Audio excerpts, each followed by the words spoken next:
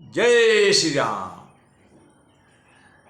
शंकर जी ने गरुण से कहा, हे गरुण, तुम वहाँ जाओ जहाँ हरिकथा होती रहती है। वहाँ जब हरिकथा सुनोगे तो तुम्हारा सारा मोह, शोक, दुख, संदेह मिट जाएगा।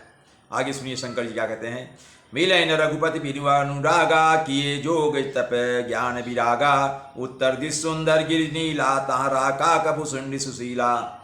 शंकर जी ने कहा कि हे गरुण, बिना प्रेम के केवल योग, तप, ज्ञान और वैराग्य आदि के करने से श्री रघुनाथ जी नहीं मिलते।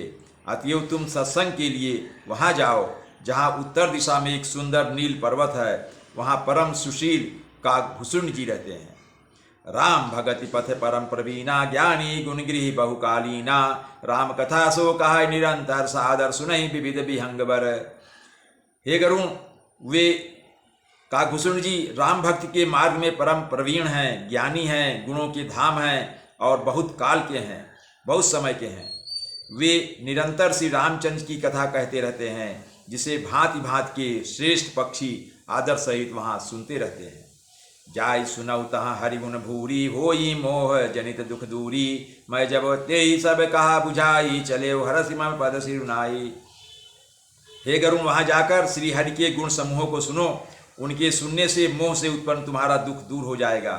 मैंने उसे जब सब समझा कर कहा, तब वह मेरे चरणों में सिर नवाकर हर्षित होकर चला गया। जब शंकर जी ने गरुण जी को समझाया, तब भगवान शंकर जी को नतमस्तक होकर वहाँ से आगे चला। ताते उमान मैं समुझावा, रघुपति कृपा मरु मैं पावा, होई कीन कबहु अभिमान, आसो खोवै चाह कृपा निधाना।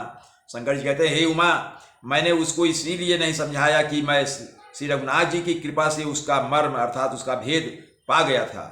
उसने कभी अभिमान किया रहा होगा, उसने कभी अभिमान गर्व किया रहा होगा, जिसको कृपा निधान श्री राम जी नष्ट करना चाहते हैं। भगवान राम उसके गर्व को नष्ट करना चाहते, कभी तो उसने गर्व किया था। ऐसा मैंने विचार करके भगवान राम के मर्म भेद को पा गया। कछुते ही ते पुनिमय नहीं राखा, समुझई खग खग ही कै भाषा, प्रभु माया बलवंत भवानी, जाहिन मोह कवन यस ज्ञानी। फिर भी कुछ इस कारण से भी मैंने उसको अपने पास नहीं रखा कि पक्षी पक्षी की ही बोली समझते हैं। हे भवानी, प्रभु की माया बड़ी ही बलवती है, ऐसा कौन ज्ञानी है जिसे वह मोह न ले। भगवान की माया जो है बड़ी बलवान है, बड़ी बलवती है, वो हर सभी को मोह लेती है। ज्ञानी भगत शिरोमणि, त्रिभुवन पति कर जान, ताहि मोह माया नर पावर करहि गुमान। जो ज्ञानियों में और भक्तों में शिरोमणि हैं एवं त्रिभुवनपति भगवान के वाहन हैं, उन गरुण को भी माया ने मोह लिया। गरुण जी तो भगवान त्रिभुवन के पति भगवान के वाहन हैं और ज्ञानियों में भक्तों में भी बहुत ऊंचे स्थान पर हैं, फिर भी उनको मोह हो गया। फिर भी नीच मनुष्य मूर्खतावश घमंड किया करते हैं। जब उनको मोह हो गया, और आज तो दुनिया में तमाम मनुष्य लोग मूर्खतावश घमंड किया करते हैं। शिव बिरंच कहूँ मोहई को है बपुरायान, असिए जानी भजई मुनि माया पति भगवान। यह माया जब शिव जी और ब्रह्मा जी को मोह लेती है, तब दूसरा बेचारा क्या चीज है। जी में ऐसा जानकर ही मुनि लोग उस माया के स्वामी भगवान का भजन किया करते हैं। भगवान की माया शिव जी और ब्रह्मा को मोह लेती है, तो मनुष्य क्या चीज है। गयौ गरुण जहाँ बसई भुसुंडा, मति अकुंठ हरि भगति अखंडा, देख शैल प्रसन्न मन भयऊ, माया मोह सोच सब गयऊ। गरुण जी वहाँ गए जहाँ निर्बाध बुद्धि और पूर्ण भक्ति वाले काकभूषुंड जी बसते थे, अर्थात रहते थे। उस पर्वत को देखकर उनका मन प्रसन्न हो गया। गरुण जी जब उस पर्वत के पास पहुँचे जहाँ पर काकभूषुंड जी रहते थे, तो उनका मन प्रसन्न हो गया, और उसके दर्शन से ही सब माया मोह और सोच जाता रहा। करी तड़ाग मज्जन जलपाना, बटतर गयऊ हृदय हर्षाना, वृद्ध वृद्ध विहंगता आए, सुनय राम के चली सुहाए। तालाब में स्नान और जलपान करके गरुड़ जी प्रसन्न चित्त से बट वृक्ष के नीचे गए। वहाँ श्री राम जी के सुंदर चरित्र सुनने के लिए बूढ़े बूढ़े पक्षी आए हुए थे। कथा आरंभ करे सोई चाहा, ते ही समय गयौ खगनाहा, भुस भग आवत देखि सकल खग राजा, हर्षे उबाय सही समाजा। भुसुंड जी कथा आरंभ करना ही चाहते थे कि उसी समय पक्षीराज गरुण जी वहां पहुंचे। पक्षियों के राजा गरुण जी को आते देखकर काकभूषुंड जी सहित सारा पक्षी समाज हर्षित हो गया। जब गरुण जी पहुंचे, चूंकि वो पक्षियों के राजा थे, तो काकभुसुंडी और जो भी वहाँ पक्षी समाज बैठा हुआ था राम कथा सुनने के लिए, वे सब बहुत प्रसन्न हो गए। अति आदर खगपति कर कीन्हा, स्वागत पूछ सुवासन दीन्हा, करी पूजा समेत अनुरागा, मधुर वचन तब बोले कागा।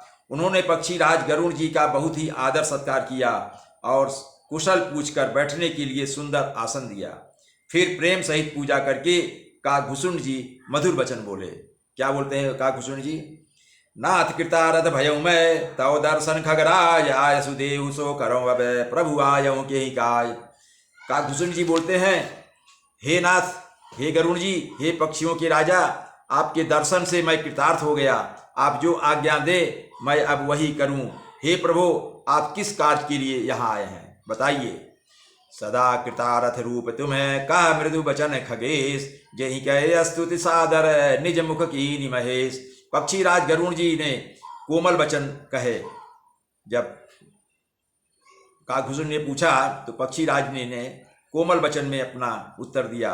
आप हे काकभुसुंड जी, आप तो सदा ही कृतार्थ रूप हैं, जिनकी बड़ाई स्वयं महादेव जी ने आदर पूर्वक अपने श्रीमुख से कही है।